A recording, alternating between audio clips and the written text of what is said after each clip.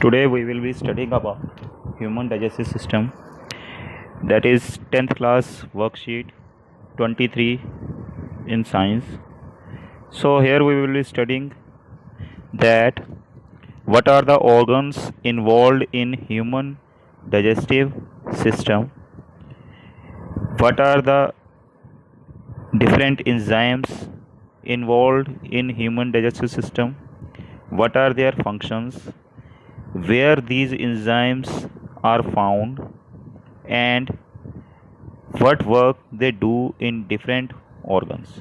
So your topic is human digestive system. The topic we have to study, we are studying here, is human digestive system. So firstly, note the topic I am showing you. So it is the chapter 6 of your science, that is life processes. You have studied about life processes. There are different type of life processes, in which first is your nutrition. You have to eat something. Every organism eat some food for its energy, for its growth needs, which we have studied in earlier classes.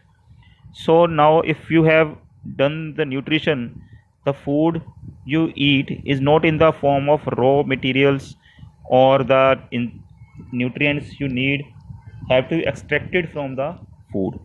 That is done by digestive system, and the waste which is produced during this digestion is then excreted. So the main function of digestive system is to extract the nutrients, to change the food which we eat in complex form. Different type of food we eat, different type of food which we eat contains, you have studied in earlier classes, the food contains carbohydrate, which is also in different forms. Carbohydrate is also found in different forms, like starch, like sugars. The food we eat, we don't eat starch, sugars as such. It is found in the food like rice and cereals. We eat cereals like wheat. So different type of materials are found in different type of foods which we eat, which you have studied during nutrition. Now we will be studying about the food which we eat, what happens to it in our body, that is digestion. So we will be studying about digestion. So the first organ involved in digestion is, in human being, the organ where from we take our food. That is, you already know, the first organ every human being takes food from is mouth. The food is ingested or taken in our body through mouth. So digestion itself, the digestion of food starts from mouth. How would you remember? You remember all things. You are human being, so you know your organs. You know that food is taken from mouth. But inner organs, which inner organs are involved? So for that, you, if you memorize the diagram of any system in your brain, if you can remember the diagram, then you can easily understand the process. So for diagram, first I am explaining you the diagram of human digestive system, which is important for. So this is the diagram of human digestive system, which is important for exam view also. Let me show you the diagram in larger picture. So you can now see the diagram of human digestive system, the main organs involved in human digestive system. The first organ here, the first is mouth. In mouth you contain, you have studied it in lower classes, teeth. Teeth are of different type. There functions are different. Grinding, chewing the food, खाना जो आपने खाना खाया है उसको पीसना, दांत जो है उसको पीसते हैं, ग्राइंड करते हैं। कुछ उनको काटते हैं खाने को, रोटी जैसे आप खा रहे हो उसको काटना। बाइटिंग, टीथ, ऐसे अलग अलग तरह के टीथ हैं।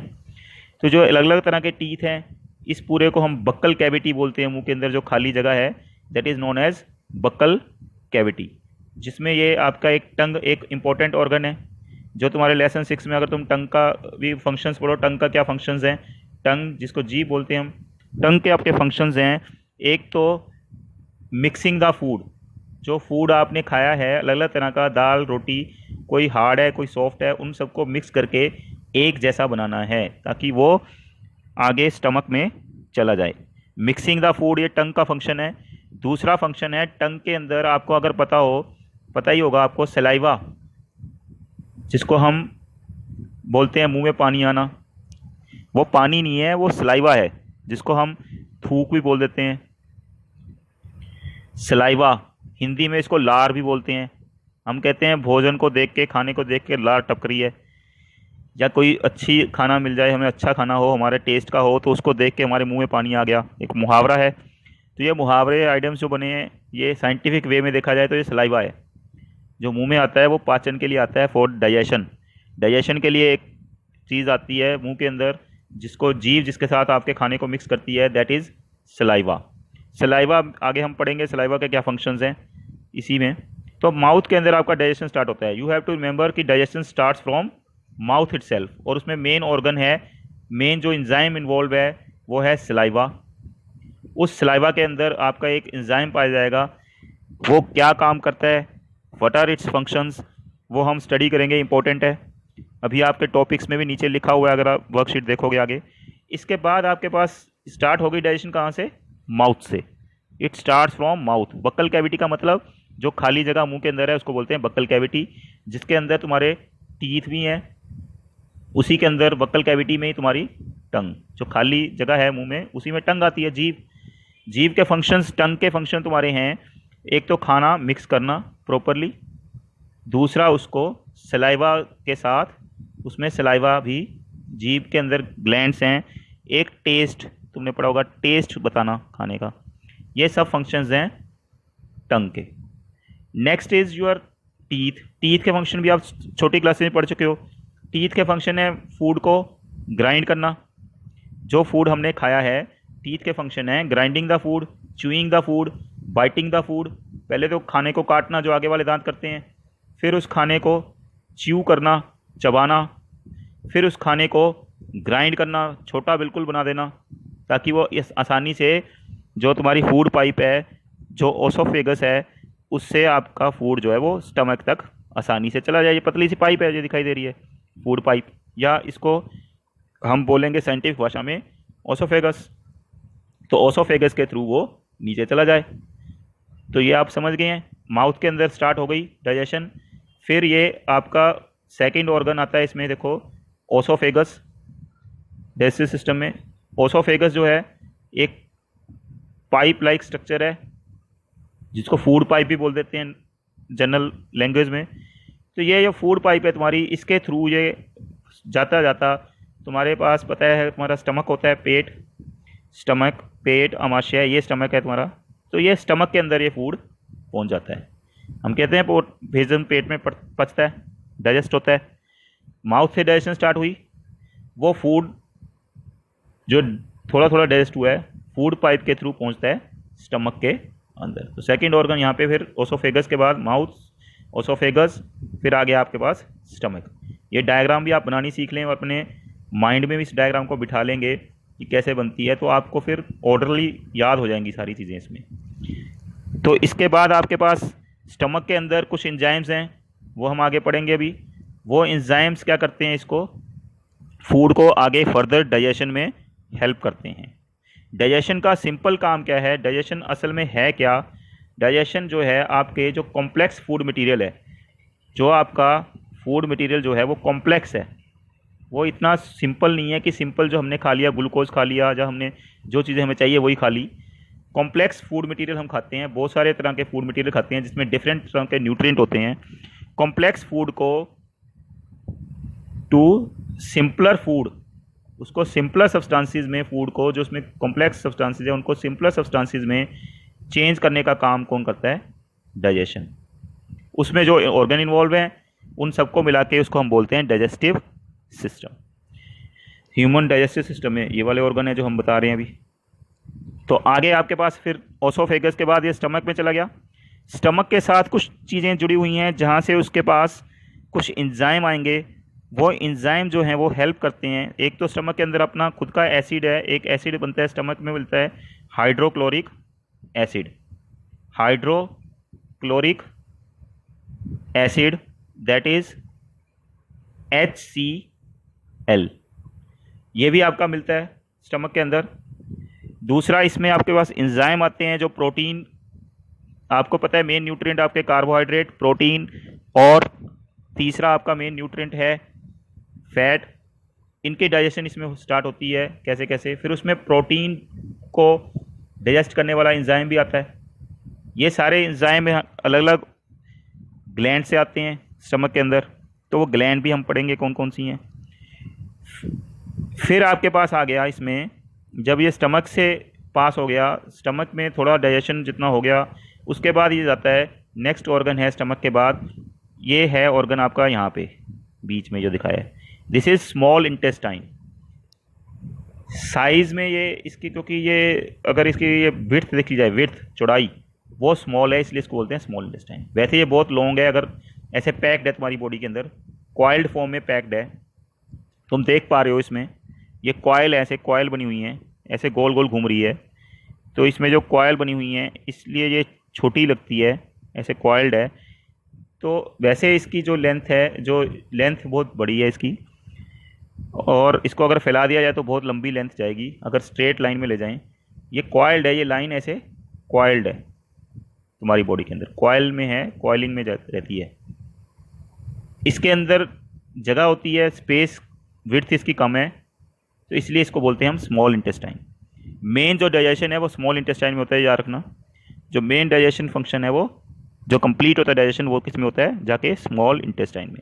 स्मॉल इंटेस्टाइन में भी अलग अलग जगह से, अलग अलग ग्लैंड से, जो ग्लैंड जिनमें फूड जाता नहीं है वहाँ से एंजाइम आते हैं जो हेल्प करते हैं फॉर डाइजेशन ऑफ फूड। तो वो स्मॉल इंटेस्टाइन में डाइजेशन ऑफ फूड के लिए अपने इंटेस्टाइनल जूसेस होते हैं जिनमें एंजाइम पाए जाते हैं। एंजाइम वो केमिकल हैं जो डाइजेशन में हेल्प कर रहे हैं, तो वो पाए जाते हैं स्मॉल इंटेस्टाइन में। फिर आती है तुम्हारी लार्ज इंटेस्टाइन। स्मॉल इंटेस्टाइन में फूड पूरा सिंपल सब्सटेंसेस में कन्वर्ट हो जाता है। जो फूड इसमें डाइजेस्टेड फूड है वो आपके ब्लड वेसल्स के थ्रू स्मॉल इंटेस्टाइन में एक छोटी छोटी स्ट्रक्चर्स पाई जाती हैं जिनको हम विलाई बोलते हैं। ये विलाई जो हैं ये सरफेस एरिया बढ़ाती हैं, इनके भी फंक्शन पड़ेंगे आगे।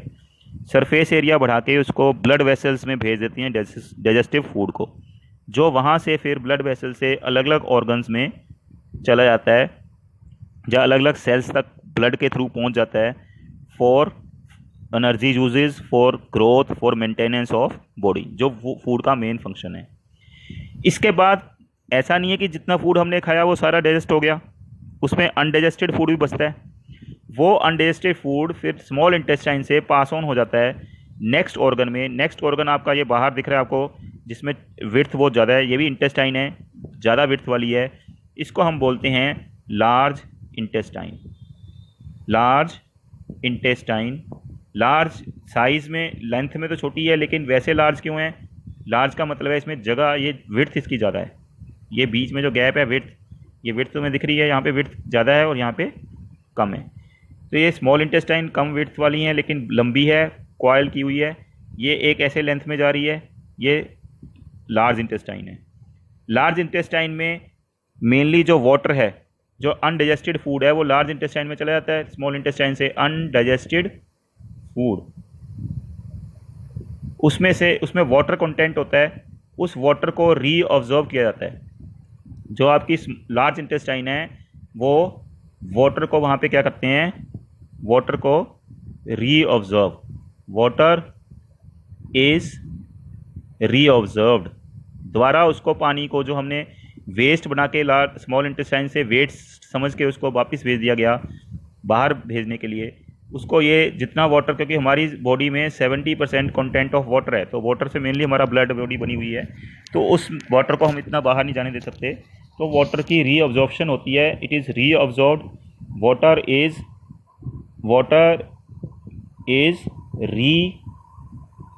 रीअब्जॉर्ब्ड,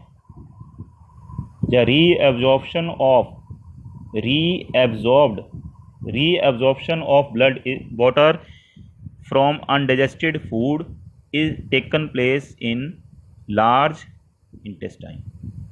ये इसका मेन फंक्शन है। फिर जो वाटर रीअब्जॉर्ब होने के बाद आपका बचता है उसको हम वेस्ट मटेरियल बोलते हैं बॉडी का।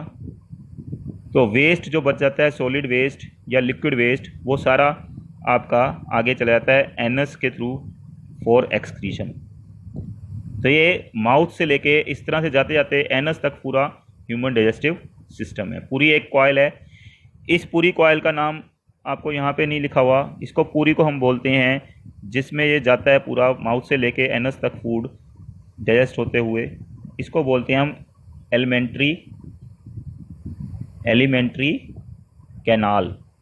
कैनाल होता है जैसे एक नहर होती है, फ्लो करता है उसमें पानी, ऐसी फूड फ्लो करता है फ्रॉम डाइजेस्ट होते होते माउथ से लेके आपके माउथ से स्टार्ट होके ओसोफेगस, देन स्टमक, स्टमक से स्मॉल इंटेस्टाइन, स्मॉल इंटेस्टाइन से लार्ज इंटेस्टाइन, लार्ज इंटेस्टाइन से फिर आगे एनस तक चला जाता है।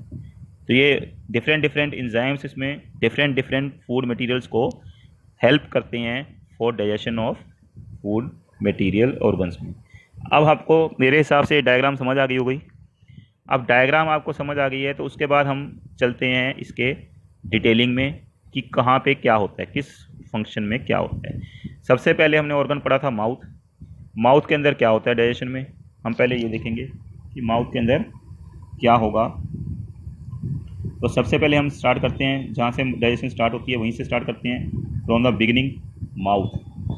टीथ वगैरह के फंक्शन तो आपने पढ़ लिए, डाइजेशन में माउथ का क्या फंक्शन है। The digestion of food starts in mouth. Mouth में मेन तुम्हारे पास सलाइवा है जिसको हम लार या थूक बोलते हैं। उसके अंदर एक एंजाइम होता है जो सलाइवरी ग्लैंड होती है हमारे अंदर, हर जगह ग्लैंड से एंजाइम आते हैं। सलाइवा के अंदर एक एंजाइम होंगे जो सलाइवरी ग्लैंड से आएंगे। ग्लैंड्स एक ऑर्गन है, तो सलाइवरी ग्लैंड से सलाइवरी अमाइलेस नाम का एक एंजाइम आता है जहाँ से माउथ में स्टार्ट हो जाती है तुम्हारी डाइजेशन। तो सलाइवरी अमाइलेस जो तुम्हारा एंजाइम है वो क्या का फंक्शन करता है ये तुम्हें याद रखना है, ये इंपॉर्टेंट है। Salivary amylase breaks down starch. Starch is a form of carbohydrate. जैसे हम राइस खाते हैं, राइस के अंदर स्टार्च होता है, तुमने स्टार्च सुना होगा। राइस है या जितने भी आपके सीरियल्स हैं इनके अंदर भी स्टार्च की फॉर्म में कार्बोहाइड्रेट पाया जाता है। तो वो जो स्टार्च है उसकी डाइजेशन स्टार्ट हो जाती है, उसको कॉम्प्लेक्स फॉर्म से हमें उसको सिंपल फॉर्म में, ग्लूकोज फॉर्म में, शुगर फॉर्म में कन्वर्ट करना है। तो ये स्टार्ट हो जाएगा माउथ से। माउथ के अंदर सलाइवा जो होता है उसका फंक्शन है, जो मुंह में पानी आता है जिसको हम मुंह में पानी आना, लार आना बोलते हैं, लार टपकना बोलते हैं खाने को देख के। तो उसका फंक्शन है कि उसको फूड को डाइजेशन स्टार्ट करनी है। किस फूड की, फूड का कंपोनेंट है स्टार्च, जिसको वो कॉम्प्लेक्स से सिंपल शुगर्स में कन्वर्ट करते हैं। तो this is function of salivary amylase. It is found in mouth. भाई माउथ, मुंह में तो होता है पानी, जैसे मुंह में पानी आना, थूक आना, वो पानी नहीं है, वो क्या है, एक कॉम्प्लेक्स केमिकल है जिसके अंदर एक एंजाइम पाया जाता है सलाइवरी अमाइलेस। तो सलाइवरी अमाइलेस आपको पता लग गया, इसका फंक्शन पता लग गया। ये फर्स्ट एंजाइम जो माउथ के अंदर पाया जाता है डाइजेशन में। उसके बाद आप करते हैं, उसके बाद ये पास ऑन होता है, आपको बताया था माउथ के साथ फूड पाइप ओसोफेगस लगी हुई है। माउथ से ये पास ऑन होता है फूड ओसोफेगस में। ओसोफेगस में फूड जो है वो धीरे धीरे ऊपर मूवमेंट के साथ, रिथमिक मूवमेंट ऑफ मसल्स, क्योंकि आपके ऑर्गन्स मसल से बने हुए हैं, तो ये आपकी अगर फूड पाइप है मान लो, तो ये रिथमिक मूवमेंट करती है, आगे पीछे आगे पीछे, इसी तरह से आगे पीछे ऐसे मूवमेंट करती है। इसको आप कंपेयर कर सकते हो, अगर आपने पाइप में से पानी जाते हुए देखा है, ट्रांसपेरेंट पाइप में देखो, जहाँ आपके पास जो वॉश बेसिन है उसके नीचे एक वेस्ट पाइप लगी होती है नीचे, उस पाइप में जब पानी जाता है तो वो ऐसे ऐसे आगे पीछे हिलती है, पानी जाता है तो वो ऐसे मूवमेंट करती है। तो वो आपकी पाइप किसी भी मटेरियल की बनी हो सकती है। ये जो आपकी फूड पाइप है उसमें मसल्स की कॉन्ट्रैक्शन होती है, रिदमिक कॉन्ट्रैक्शन, जिससे फूड आगे चला जाए। तो रिदमिक कॉन्ट्रैक्शन ऑफ मसल्स उसमें होती रहती है, जिसको हम बोलते हैं, ये भी इंपॉर्टेंट है, व्हाट इज़, कई बार आता है what is peristaltic movement. Peristaltic movements क्या होती हैं? Peristaltic movement are rhythmic contractions of muscles in the food pipe या oesophagus which helps in movement of food to the stomach। अब फूड आपका माउथ से होके, माउथ में सलाइवरी एमाइलेज से मिक्स होके, जो सलाइवरी एमाइलेज उसको स्टार्च को शुगर्स में कन्वर्ट करता है, सिंपल शुगर्स में। उसके बाद आपका ओसोफेगस से होते हुए, ओसोफेगस में पेरिस्टाल्टिक मूवमेंट होती हैं। वो peristaltic movement means rhythmic contraction, मतलब एक रिदम में कॉन्ट्रैक्शन, एकदम से नहीं, एक रिदम में। जैसे हार्ट, हमारा जो हमारा हार्ट है वो रिदमिक मूवमेंट से ब्लड को पंप करता है, वैसे ये फूड को आगे स्टमक तक पहुंचा देते हैं, पेरिस्टाल्टिक मूवमेंट। तो आपका फिर आ गया स्टमक। स्टमक आपने देखा है, अभी हमने डायग्राम में देखा स्टमक। तो स्टमक आपने पीछे देखा, ये स्टमक है, और इसको बड़ा करके देखते हैं, ये स्टमक है आपका इस शेप का। इस स्टमक के अंदर क्या क्या होता है और ये क्या क्या मिक्स करता है, इसको हम देखेंगे। इंपॉर्टेंट पार्ट, स्टमक, पेट, आमाशय, अलग अलग बातें बोलते हैं इसको। तो स्टमक जो तुम्हारा है ये क्या होता है? एक मस्कुलर ऑर्गन है, वॉल्स विद गास्ट्रिक ग्लैंड। इसमें गास्ट्रिक ग्लैंड पाई जाती हैं। गास्ट्रिक ग्लैंड, जो भी ग्लैंड है उनका फंक्शन होता है कुछ ना कुछ, वो एंजाइम्स को सिक्रीट करती हैं। वो क्या, गास्ट्रिक ग्लैंड जो तुम्हारी हैं स्टमक के अंदर, वो क्या सिक्रीट करती हैं? स्टमक के अंदर पाए जाने वाले मेन चीज़ें होंगी केमिकल्स, हाइड्रोक्लोरिक एसिड, एक एंजाइम है जो प्रोटीन को डाइजेस्ट करने में हेल्प करता है, पेप्सिन। तीसरा वो सिक्रीट करती हैं गास्ट्रिक ग्लैंड मकस। अगर तुम्हें कोई पूछे कि स्टमक के अंदर जो ग्लैंड्स हैं, स्टमक के अंदर कौन से केमिकल्स पाए जाएंगे फूड डाइजेस्ट करने के लिए, तो वो है हाइड्रोक्लोरिक एसिड, पेप्सिन और मकस। इनके अलग अलग फंक्शंस हैं और इनको सिक्रीट कौन करता है? Gastric glands. तो ये आपको समझ आ गया होगा, आई होप। ये आपका स्टमक, इसमें गास्ट्रिक ग्लैंड, इसकी वॉल्स के ऊपर गास्ट्रिक ग्लैंड्स, और ये गास्ट्रिक ग्लैंड जो हैं ये सिक्रीट करेंगी डिफरेंट टाइप्स ऑफ केमिकल्स जिनके डिफरेंट फंक्शंस हैं। वो मेन केमिकल्स 3 हैं, आप उसको नोट कर सकते हैं, साथ साथ में आप इनके नोट्स भी बना सकते हैं। तो वो हैं hydrochloric acid, pepsin and mucus. इनके फंक्शंस क्या हैं? हाइड्रोक्लोरिक एसिड का मेन फंक्शन जो है हमारा, आपका your main function of hydrochloric acid is to create an acidic medium, क्योंकि जो फूड तुम्हारा आता है माउथ से वो बेसिक मीडियम में होता है, और बेसिक मीडियम के ऊपर जो आपका एक ये एंजाइम है प्रोटीन को डाइजेस्ट करने वाला एंजाइम पेप्सिन, जो स्टमक के अंदर है, पेप्सिन स्टमक के अंदर, याद रखना, pepsin is a protein digestants enzyme secreted by gastric glands found in walls of stomach. वो पेप्सिन जो है pepsin can not act upon, can not act in as basic medium. तो बेसिक मीडियम में pepsin आपका जो enzyme protein को digest करेगा, start करेगा प्रोटीन की डाइजेशन इन स्टमक, वो बेसिक मीडियम में एक्ट नहीं कर सकता। तो उसके लिए हमें मीडियम एसिडिक बनाना पड़ेगा। आपने एसिड बेसिस चैप्टर में पढ़ा होगा, 2 तरह के एसिडिक मीडियम, बेसिक मीडियम। तो हमें एसिडिक मीडियम बनाना है, तो स्टमक के अंदर एक एसिड है हाइड्रोक्लोरिक एसिड, वो एसिडिक मीडियम बनाता है जिससे कि पेप्सिन जो है वो प्रोटीन को डाइजेस्ट कर सके, क्योंकि पेप्सिन एसिडिक मीडियम में फंक्शन करता है, तो उसके लिए हेल्प करता है। दूसरा फंक्शन जो यहाँ पे नहीं लिखा हुआ आपका, वो है आपका हाइड्रोक्लोरिक एसिड का दूसरा फंक्शन। HCl का सेकंड फंक्शन है, HCl किल्स।